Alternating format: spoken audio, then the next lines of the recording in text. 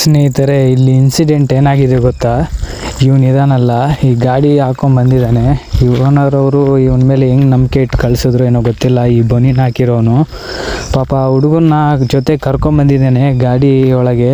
ಕ್ಲೀನರಾಗಿ ಕರ್ಕೊಂಬಂದು ಊಟ ಹಾಕ್ಸ್ತಿಲ್ಲ, ಏನೂ ಇಲ್ಲ.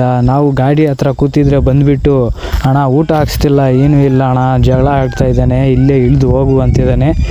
ಸುಮಾರು ಇಲ್ಲಿಂದ ಬಾಂಬೆಯಿಂದ ವಾಪಸ್ಸು ಬೆಂಗಳೂರು ಕಡೆ, ಕೋಲಾರ ಅಂತ ಅವ್ರ ಊರು, ವಾಪಸ್ ಬರಬೇಕಂದ್ರೆ 1,500 ರೂಪಾಯಿ ಬಸ್ ಚಾರ್ಜು ಮತ್ತು ಊಟಕ್ಕೆಲ್ಲ ಖರ್ಚಿಗೆಲ್ಲ ಕಾಸಿರಬೇಕು. ಹೋಗೋ, ನನಗೆ ಗೊತ್ತಿಲ್ಲ, ಹಂಗೆ ಹಿಂಗೆ ಅಂತ ಏನೇನೋ ಜಗಳ ಆಡ್ಕೊಂಡ್ಬಿಟ್ಟು ಗಾಡಿ ಇಳಿದ್ಬಿಟ್ಟು ಹೋಗೋ ಹಂಗೆ ಹಿಂಗೆ ಅಂತ ಹೇಳ್ತಿದ್ದಾನೆ. ಅದಕ್ಕೆ ನಾವೆಲ್ಲರೂ ಬಂದು ಸಮಾಧಾನ ಮಾಡ್ತಾಯಿದ್ರೆ, ನಮಗೆಲ್ಲ ಗೊತ್ತಿಲ್ಲ ಹಂಗೆ ಹಿಂಗೆ ಅಂತಿದ್ದ.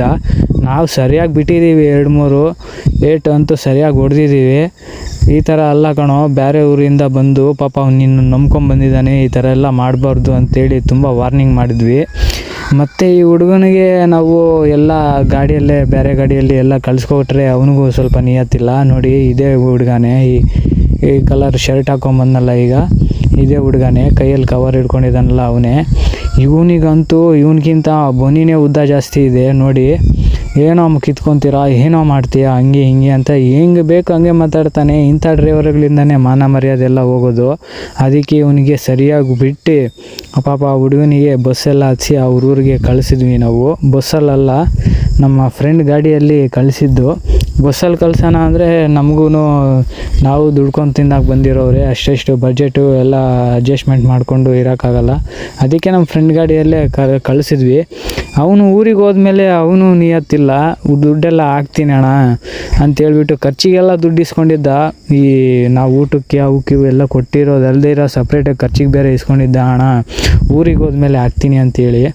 ಇಂಥವ್ರಿಂದನೇ ಬೇರೆಯವ್ರು ನಂಬಬೇಕಂದ್ರೂ ಸಹ ನಂಬಿಕೆ ಹೋಗಿಬಿಡುತ್ತೆ. ಯಾರೇ ಆಗಿರಲಿ, ಡ್ರೈವರುಗಳು ಜೊತೆಗೆ ಬಂದಮೇಲೆ ಅವರು ಊರಿಗೆ ಹೋಗೋ ತನಕನೂ ಸಮಾಧಾನವಾಗಿ ಹೋಗಿ ಬಿಡಬೇಕು. ಯಾಕಂದರೆ ನಾವು ಎಲ್ಲಿಂದ ಕರ್ಕೊಂಬಂದಿರ್ತೀವೋ ಅಲ್ಲೇ ಬಿಡಬೇಕು. ಒಂದು ಮಾತು ಬರುತ್ತೆ, ಒಂದು ಮಾತು ಹೋಗುತ್ತೆ, ಜಗಳನೇ ಆಡಲಿ ಏನೇ ಆಗಲಿ. ಪಾಪ ಅವ್ರ ಓನರ್ಗೂ ಸಹ ವೀಡಿಯೋ ಕಾಲ್ ಮಾಡಿ ತೋರ್ಸೋಣ ಅಂತ ವೀಡಿಯೋ ಕಾಲ್ ಮಾಡಿ ತೋರಿಸ್ತಾಯಿದ್ರೆ ಓನರ್ಗೂ ಸಮೇತ ಬೈತಾ ಇದ್ದಾನೆ. ಇಂಥ ದರಿದ್ರ ನನ್ನ ಮಗ ಇವನು.